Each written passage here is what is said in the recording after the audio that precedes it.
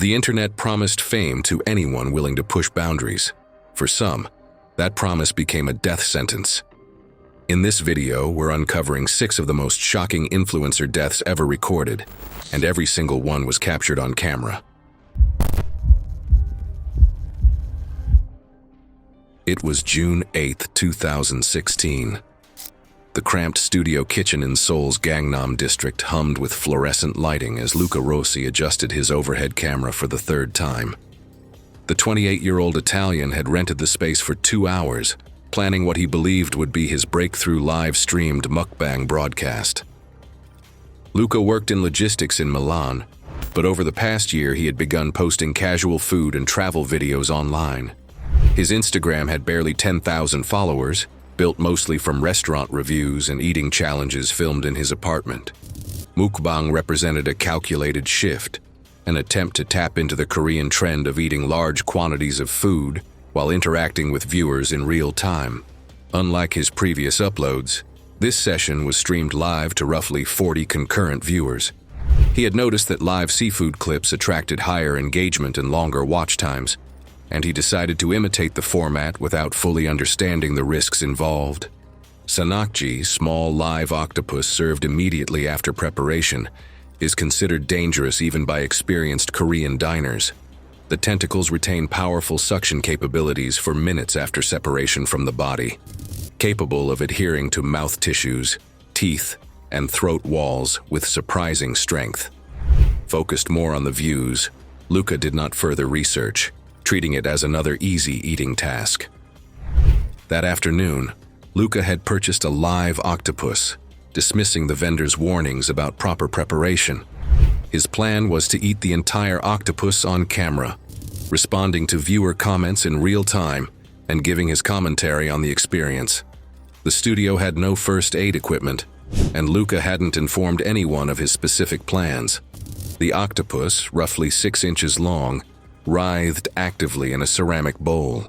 Early footage shows Luca struggling to control the tentacles, which repeatedly adhered to his chopsticks, fingers, and the bowl's rim. Several viewers commented that he should cut it smaller and chew longer. For 20 minutes, Luca attempted to eat individual tentacle pieces, each effort more chaotic than the last. The suction cups clung to his lips and tongue, causing visible frustration.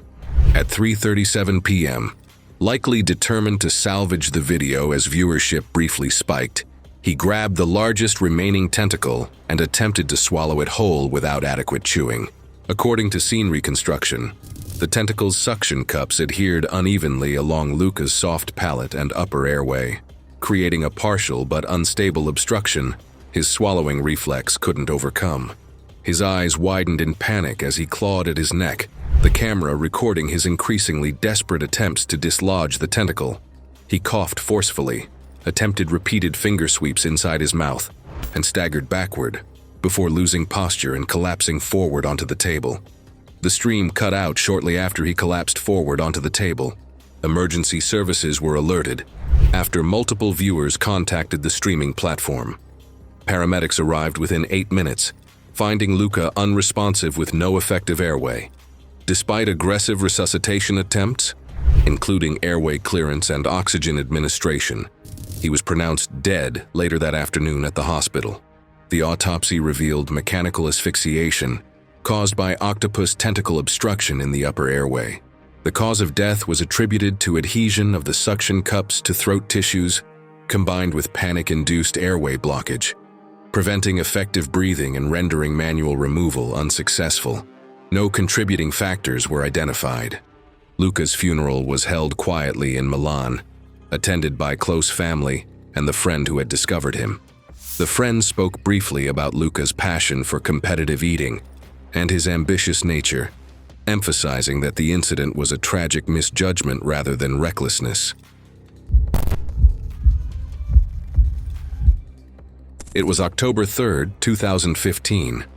The small bedroom in Portland's Hawthorne district glowed with soft LED strips as Bella Nguyen adjusted her webcam for the evening stream. Over 50 colorful helium balloons bobbed gently against the ceiling. Bella was a 22-year-old part-time art student at a local college, working toward a degree in digital media while building her streaming presence. She had cultivated a niche audience with her upbeat personality and Disney-inspired room decorations. Her streams featured art tutorials, gaming sessions, and elaborate themed setups that often took hours to prepare. Bella's parents, Vietnamese immigrants who ran a small restaurant, didn't fully understand her online career, but supported her creative pursuits. Bella's balloon-themed streams had become increasingly elaborate, incorporating helium voice effects that delighted her younger audience. She purchased industrial helium tanks from party supply stores, using small amounts to create the high-pitched voice effect that became her signature. The primary risk was direct inhalation from a pressurized tank, which can rapidly deprive the brain of oxygen. Bella had never researched the physiological effects of repeated deep inhalations.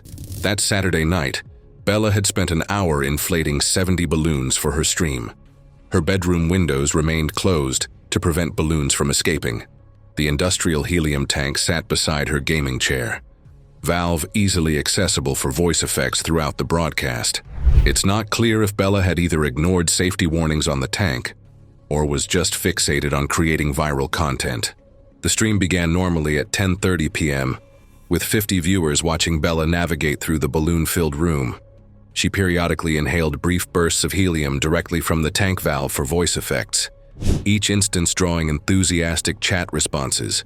By midnight, regular viewers noticed subtle changes, longer pauses between responses, slightly slurred speech, and repeated questions about donations she'd already acknowledged. These signs were consistent with intermittent hypoxia caused by repeated oxygen-deprived breaths. At 2:15 a.m., with 60 viewers still watching, Bella leaned toward the tank valve for another helium voice. The camera captured her taking a prolonged, deep inhalation directly from the tank, then attempting to thank recent donors. She appeared confused, reaching for the valve again while explaining to chat that something seemed wrong. She attempted to stand but stumbled, gripping her gaming chair for support. Witnesses later noted that she had inhaled from the tank multiple times in rapid succession. Bella's movements became increasingly uncoordinated within seconds, her body sliding sideways off the bed onto the balloon-covered floor. Chat messages shifted from entertainment to alarm, as viewers realized something was seriously wrong. Bella lay motionless among the balloons, the tank no longer being used. The stream cut out shortly after she slid onto the floor. Multiple viewers attempted to contact emergency services, but without Bella's exact address, response was delayed. A moderator finally located her information and called 911. Portland Fire Bureau paramedics arrived approximately 14 minutes later, finding Bella unconscious with shallow, ineffective breathing.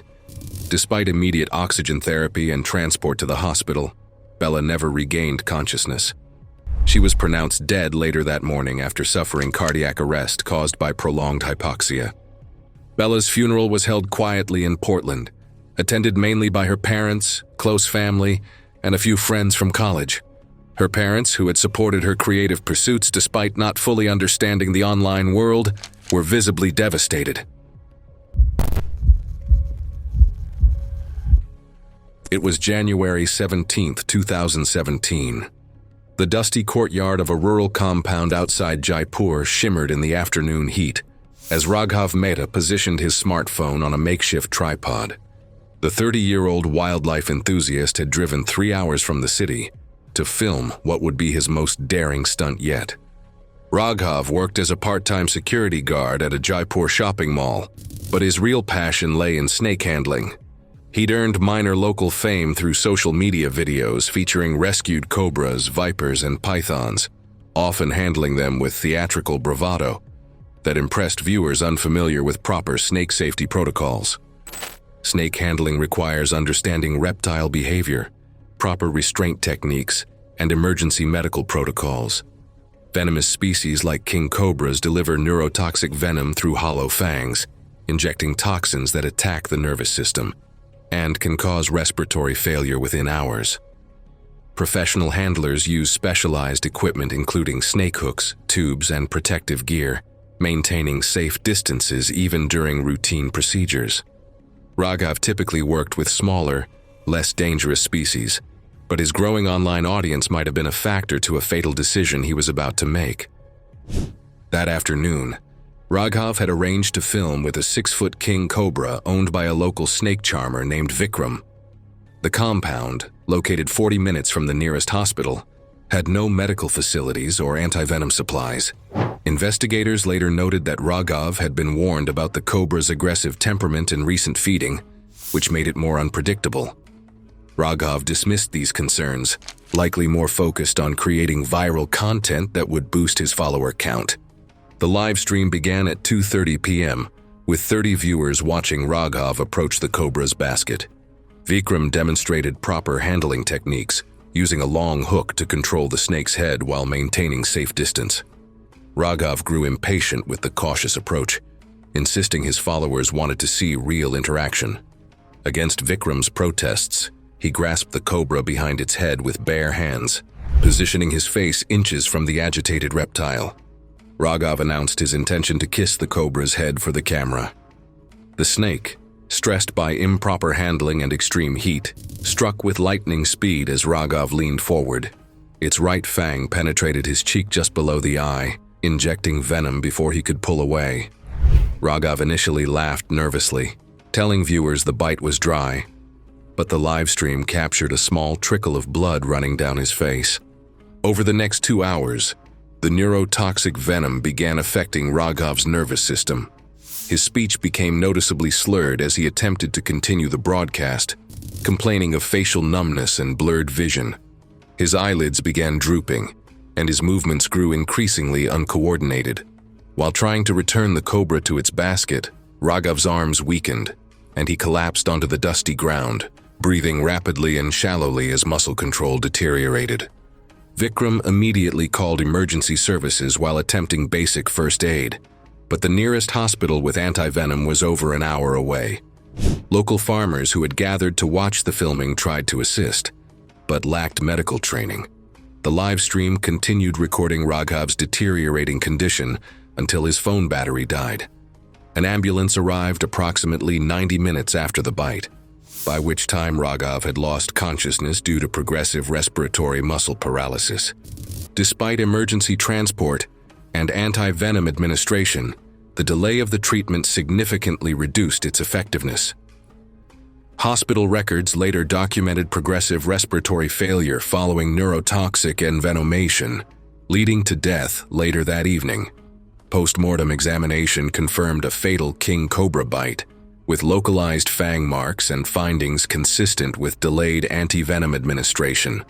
Local authorities classified the incident as a fatal venomous snake bite. The case was closed without further investigation.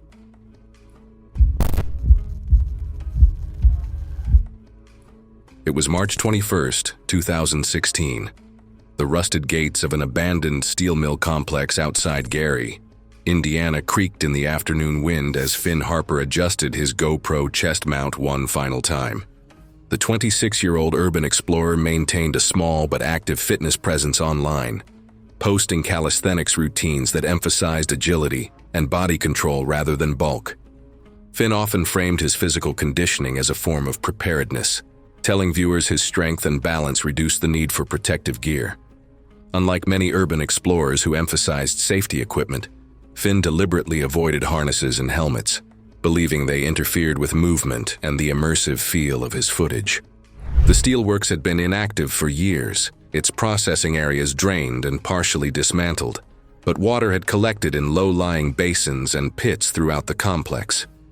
These pools were known among local explorers to be deceptively deep, filled with rainwater, runoff, rust flakes, and sediment. Structural engineers warned that abandoned steel facilities pose their greatest danger not from chemicals, but from unseen corrosion, collapsing walkways, and unguarded drops. Finn planned to film a wide-angle shot overlooking one of the former processing basins from an elevated maintenance catwalk. The metal walkway ran roughly 15 feet above a rectangular concrete pit, partially filled with dark, stagnant water. Warning signs posted years earlier referenced fall hazards and unstable structures, but many were faded or partially torn away. Finn commented on the decay as he approached, stepping over debris and ducking beneath collapsed railings.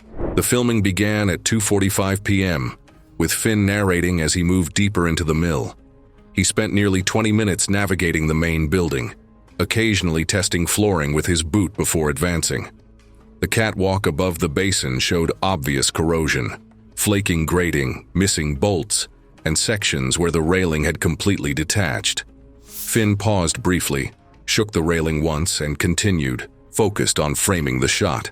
As he reached the center of the catwalk and leaned outward for the overhead view, the grating beneath his right foot gave way.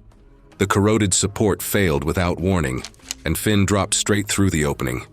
The camera captured a brief shout before he fell approximately 15 feet, striking the concrete edge of the pit before landing in the water below. The impact stunned him. The water, estimated to be 4 to 5 feet deep, was cold and opaque, with unstable silt and debris that offered no solid footing, and reduced visibility to near zero. The footage shows violent splashing as Finn attempted to orient himself, one arm moving sluggishly after the fall. Investigators later noted that the initial impact likely caused blunt force injuries to his ribs and shoulder, impairing his ability to pull himself upright. The concrete walls of the pit were slick with algae and rust residue, offering little traction. Finn attempted several times to push himself toward the edge, but his movements became slower and less coordinated. After roughly 2 minutes, the splashing subsided. The angle shifted partially underwater, muffling the surrounding sounds before going still. Finn did not resurface. When he failed to return messages later that evening, a friend familiar with his filming locations contacted local police. Officers accessed the site several hours later and located Finn submerged in the pit. He was pronounced dead at the scene. The coroner determined the cause of death to be accidental drowning following a fall from height, with contributing blunt force trauma that likely reduced his ability to escape the water. Authorities noted that the water contained typical industrial runoff and sediment, consistent with long-abandoned infrastructure, not active chemical waste. The site was briefly secured for documentation before being reopened, and the death was ruled an accidental drowning following a structural collapse. It was August 12, 2019. The cluttered home office in Austin's Cedar Park suburb was stifling, despite the air conditioning running at full blast, as Sam Patel positioned his camera for what he promised would be his most extreme spicy food challenge yet. Sam Patel, 34, was unemployed and drifting through short-term gigs, but recently he had started posting food challenge videos online. Standing 5'8" and weighing 280 pounds, Sam was far from the picture of a spicy food enthusiast.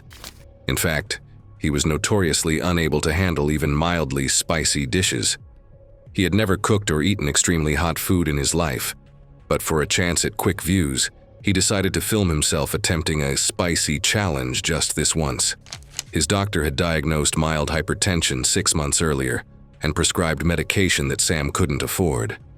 This video was meant to be a one-time stunt, a gamble to attract attention, rather than a demonstration of any skill or experience with hot peppers. Spicy food challenges involve consuming capsaicin. In high concentrations, capsaicin can provoke intense gag reflexes, vomiting, and airway spasm, especially in individuals without tolerance. Sam's approach was purely entertainment-focused, prioritizing dramatic reactions over safety protocols. That afternoon, Sam had acquired an ultra-concentrated chili extract sauce marketed as pure capsaicin. The product was intended to be diluted drop by drop, but Sam planned to ingest an excessive amount directly for his channel's second anniversary special.